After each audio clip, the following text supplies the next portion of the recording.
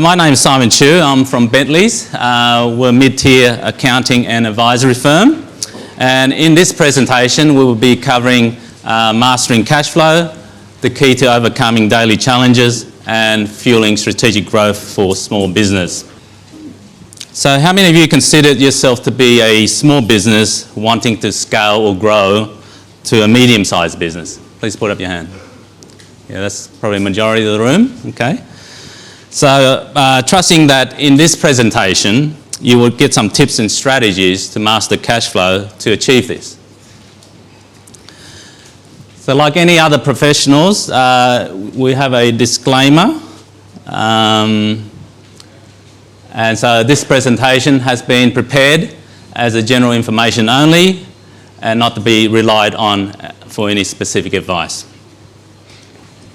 So in the interest of time, it's going to be a fast and furious presentation because we've got a lot of contents to cover. There'll be some handouts as well to go through the case studies, and Bentleys also providing a 20-plus page small business management handout after the event. In terms of the agenda, so we're going to look at understanding small business cash flow, the importance of mastering cash flow in terms of forecasting and budgeting, and there'll be a case study to look at examples of how small business can better manage their cash flow. And then point 4 is using cash flow to build cash reserves to overcome daily challenges. And the 5th point there is some practical strategies to manage and improve your cash flow for small business, such as you're managing your receivables, your debtors, optimizing inventory management, accessing finance and credit, and reducing your cash flow risk by diversifying your income stream. And then the last point there is regular financial review to improve and fuel small business strategic growth and valuation.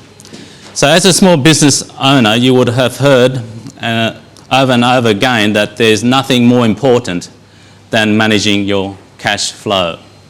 So as a business owner, you're busy. We all get that. And as you are going on as a small business, managing cash flow is easier said than done.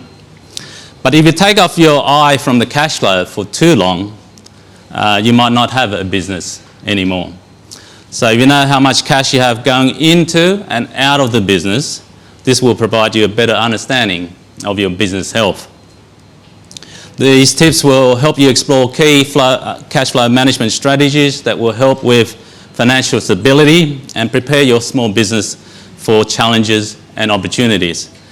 The saying that cash is king rings no truer than when your business is growing rapidly from a small business to a medium-sized business.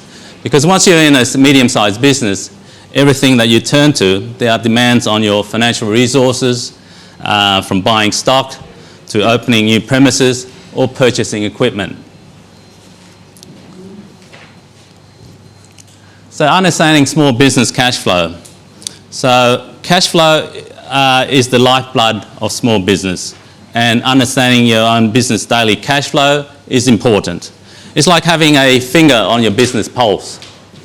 Someday the business might have a high blood pressure effect, as it might have negative cash flow, and creditors and suppliers are chasing for payments, for example. So what is cash flow? The definition is cash flow is the movement of money in and out of the business. So it's quite a simple definition. And there's 3 types of cash flow. So you have the operating cash flow, which is your daily cash flow that you need to fund your business. So out of interest, how many of you, the first thing in the morning, you open your bank account online to see how much cash in the bank account? Yeah. Or use Xero to look at your dashboard and all the data feed from the bank to see how much in the bank account? So who does that as well? Okay, that's good. So the other types of types of cash flow is investing cash flow, which is using your cash flow to buy and sell assets, and then financing cash flow, which is using funders and equity and loans to buy significant assets. So examples of cash inflows, it could be sales revenue. I was talking to a lady who's a florist, so it depends on how many bunches of flowers she's selling to generate that income. If you're a coffee shop, then how many coffees you're selling to generate your revenue. And if you're in a professional services, how much you invoice and getting the cash coming in. The lines of credits and overdrafts, also inflows to cover short-term gaps in your cash flow. So out of interest, when you started your business, who's using their credit card to fund their business? Please put up your hand. Oh, there's not many? Okay, good. Yeah, credit card can be an expensive process, but in terms of the interest charge. But once your business starts building up, you clear that credit card out. So in terms of cash outflows, there's operating expenses such as paying your monthly rent. As Naomi mentioned, the AdWord campaigns can be an expensive process and also costly. Paying your super, your salaries, and so on. And cost of goods sold in terms of your inventory, in terms of buying stock and other inventories. Debt repayments, such as on your machinery leases, and if some of you install solar. I was talking to a gentleman about his solar business model, paying the leases on that. Taxes and obligations, those are like your BASs, your GST, your PAYG, super guarantee for your staff and so on. And asset purchases, if you need to purchase a new machinery and so on. So now understanding of importance of cash flow, in the next slide we will cover why it's important to prepare cash flow forecasting, not only for small business to survive, but also to strive. So here are some thoughts from my colleague, Mark Hamilton. He's a Newcastle partner on the importance of mastering cash flow forecasting. He talks about striking the right balance for your cash flow, both inflow and outflow, as it's just as important as profit when it comes to ensuring your small business growth is sustainable and help your strategic growth. So let's listen to what Mark thought on this topic.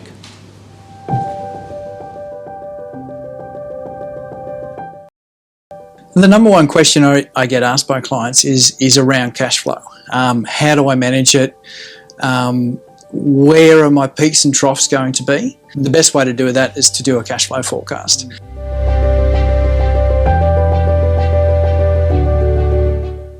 Doing a cash flow forecast, you get an understanding of what's going to happen in the future, and you use the past as a guide, but not the be-all and end-all to prepare your forecast, because otherwise you're just really rubber stamping it. You really need to give some thought as to what's going to happen in the future with your knowledge about your business.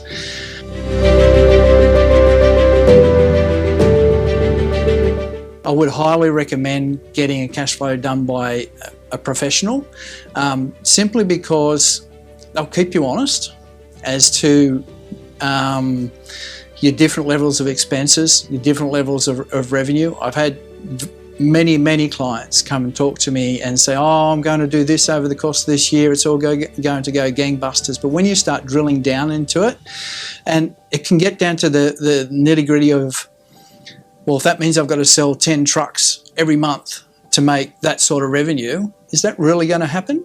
Or is it more likely to be 5 trucks? So that sort of granular sort of knowledge can make the cash flow more believable. The other thing is using a professional allows you to understand the difference between invoicing / profit and cash.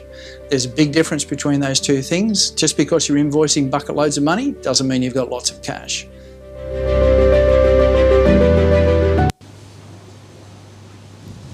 So thanks, Mark. And so who's currently doing cash flow forecasting? Please put up your hand. Okay. And also, are you using Xero and its timeline dashboard to, 1, monitor changes in major expense accounts, 2, customer invoice owed to you, that is your debtors, or even to monitor bills you need to pay to suppliers, for example? So anyone doing that as well using Xero? Okay, that's good. Yep. So if you do cash flow forecasting, it's good to do budgeting as well in parallel, so you can see the cause and effect of budgeting and how that impact on your cash flow forecasting. Note that cash flow forecasting is much more difficult than profit and loss forecasting or budgeting, because in cash flow forecasting, timing is more crucial and harder to annualize or smooth over a 12-month period. So the case study is a sample of a small business that wants to grow from a small business to a medium-sized business and how they're doing it. So if you're a small business and you want to grow to the medium-sized business, it's good to understand the differences between profit and loss and cash flow, which is what Mark alluded to. And then also implementing practical strategies as outlined in this presentation so that you can achieve the outcome, such as improving your financial health and readiness for future growth from being a small business to a medium-sized business. And then also increase your business valuation and selling price so that you can actually sell it earlier if you want to retire early, or use that to fund your next business or venture. So who here wants to increase their small business valuation and selling price so that they can retire earlier? Please put up your hand. Okay, everyone's in a room, that's right. Thank you. So this case study, we've given out the handout for you, so you can have a look at that in detail. So this just explains the profit in this case is about 5.6 million for this particular example. The cost of sales is 2.9. The gross margin is about 2.7. The overhead is about 2.1. So the operating profit is about 600,000. So that's the profit and loss side. And the distinction between that and cash flow is that when you look at cash flow, if you collect your cash better from customers, in this example, it's improving by 30 grand. And if you delay your payments to suppliers, in this example, it's delaying 237,000 payments to suppliers. It's building a cash buffer of 267,000 extra. So that means the operating cash flow is 867,000 versus 600,000. In this slide, it's about working capital ratios. So cash flow management is mainly about improving your working capital, which is defined as accounts receivable plus inventory. And if you're in the service industry, then it's your WIP, your time you spent on that job, but you haven't invoiced yet. And then you minus out your accounts payable. That is basically your working capital. And monitoring these working capital ratios ensure that small business is trending in the right direction. So in this case, all these green arrows and numbers are showing that it's trending in the right direction. So for example, accounts receivable days is 31 days to collect their invoices. So they improved that by 7 days, collecting it in 24 days. And same as inventory days, 190 days that the product's sitting on the shelf. They reduced that to 126 days, so they collected in saving of 64 days. And that impacts on the working capital. So instead of 1.4 million working capital, they dropped that by 267,000 to $1.1 million in working capital. This slide looks at working capital timeline. So in the past, their working capital is the inventory arrived on day 0, the creditors paid them, they pay the creditors or suppliers on day 28, and they sold the inventory on day 191, and they banked the income on day 223. So the difference between creditors paid day 28 to the cash banked is 194 days. But currently they're doing that in 118 days by making a few changes. So the inventory arrives, they're delaying their paying the creditors by 4 days to day 32. They're selling their inventory earlier through AdWord campaign and effective marketing, and they're banking their cash in day 150. So this improvement in working capital days is equivalent to 666,000 in this example. So in your handout, we also have a couple of definition and slide on working capital, which you can take with you, just to see these are the key metrics that you should improve on for your cash flow.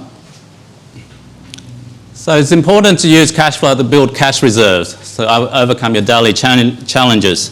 Why is it important? It acts as a financial safety net or buffer for emergencies or downturns. For example, if your suppliers want you to pay a 5% deposit before they release those products or inventory, then it's good to have that cash flow or cash in the bank to be able to do that. And it helps the business weather downturn and also seize opportunities. For example, if there's a merger and acquisition opportunity or an old machinery that's available for sale, if you have that cash at bank, you'll be able to purchase that and get that value. So how do you build a reserve? You can set aside profits annually or regularly, and you can set aside, say, 5% to 10% of your profit into a separate sub-bank account. And you can also create sub-bank account for your taxes, such as your GST and your BASs, so that when the BAS is due, you've got cash flow there to be able to pay the ATO. For PAYG and salaries as well. And also for special projects. So you're planning to renovate, for example, you can have a separate sub-account to build up your reserves there. And you aim to have 3 to 6 months of operating expenses in this reserve bank account. So some practical strategies in terms of improving small business cash flow is managing your accounts receivable and payable. So these are inflows, and you can do that with your invoices, you've got to issue them promptly, especially when you're in the service industry, you've done the work, you spend a lot of time, there's a lot of time on the whip. It's good to bill them promptly or regularly, and we suggest doing a monthly retainer to help your cash flow. You need to think about when you send the invoices, so daily, weekly or fortnightly, and also the terms. If it's 14 days term, for example, then that gives you a right to start calling the customers once the 14-day term's finished so they can chase payments and getting that cash in as soon as possible. And using invoicing software such as Xero to track and follow up on overdue payments. In terms of creditors and payables, those are outflows, and as a small business you tend to be able to control more the outflows better than your inflows. So once again, if you understand your supplier's terms, you can negotiate better terms with them to improve your cash flow. You can ask for incentives for early payments, otherwise you can delay payment to that supplier, for example. And with the ATO debt, you can negotiate between 12 to 18 months payment plan if you've got GST outstanding or PAYG outstanding. Inventory does matter because if you don't want an excess stock sitting on a warehouse floor, as it's costing you, and you want to have a balanced inventory because too little stock can be problematic as you can't supply the customers and they might go elsewhere.